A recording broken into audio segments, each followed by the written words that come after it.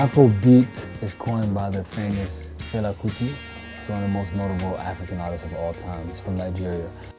And Afrobeats is basically the contemporary sound of African music.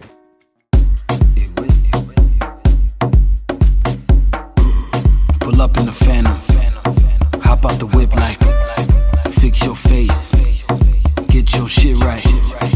Africa, Africa, Africa, Africa, Africa, Africa.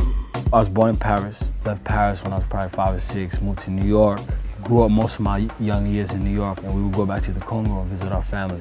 So we would go to Paris, New York, Congo, and kind of made that triangle. For me growing up, it was very tough. I kind of was taught to hate Africa. Getting into my later teen years and just learning all the things that my parents have taught me about the beauty of what Africa has to offer, I just started kind of turning that page and being like, yo, I actually want to learn more. I want to get more into what my continent and country has to offer. And it wasn't really till my last visit in Congo in 2011, right before my father died, that it really hit me like how much Congo means to me and like Africa means to me and how much I want to hold on to that to be a part of my story. In the game I'm like a reverend, always talking about that melanin. Took a break but now I'm back again, and I'm so black, so black, so black. So I feel like what's happening with Afrobeats now is super dope. It's really getting popular, and it's also an angle where I find a lot of my sound, because like you'll see a lot of times with Afrobeat music, they're mixing like a lot of these EDM elements, and then sometimes rapping or singing. I tried all these different ways to mix them. I did rock sound with hip hop, or electronic with African, and eventually like I found like my balance was like more electronic, hip hop, African music blend. I found the best way to get a message across is when people are enjoying themselves and they're actually learning.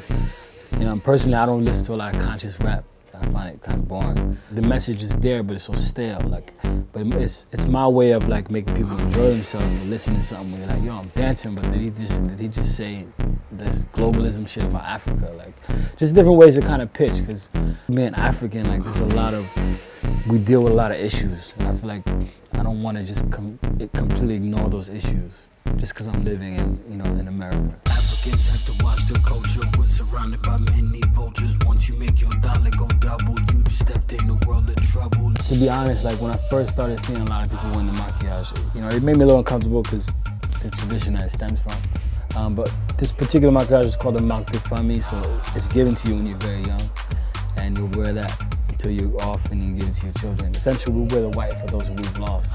And I wear white because I lost my father. So this is my way of constantly carrying on the tradition of my father. But it's also beautiful, so I recognize that people are attracted to beauty. And we actually started sharing our maquillage onto our fans. So now when we go to the Paris show, my sisters or people that we hire will set up and actually paint different patterns on your face.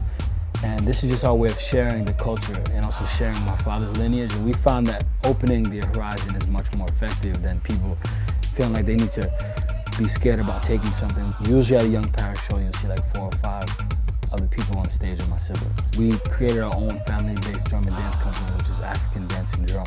So I grew up with all the men being drummers, all the women being dancers. And I have 10 siblings. So whatever I could do to influx my family and keep them part of the conversation, it's the most effective and natural for me. And it's also just the African way.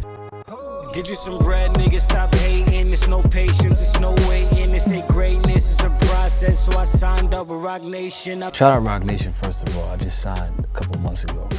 So that's the new family, Team Roc. Shout out Empire.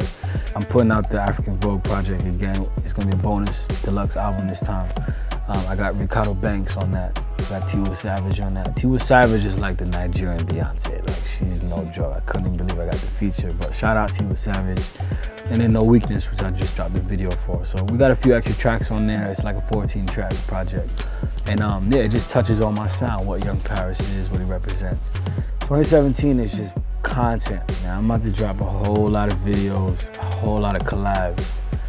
I'm probably gonna work with every Afrobeats superstar in the next couple of months. And just producing new music. Just expect a lot of new music. Like, I'm probably gonna drop a couple of mixtapes in early spring.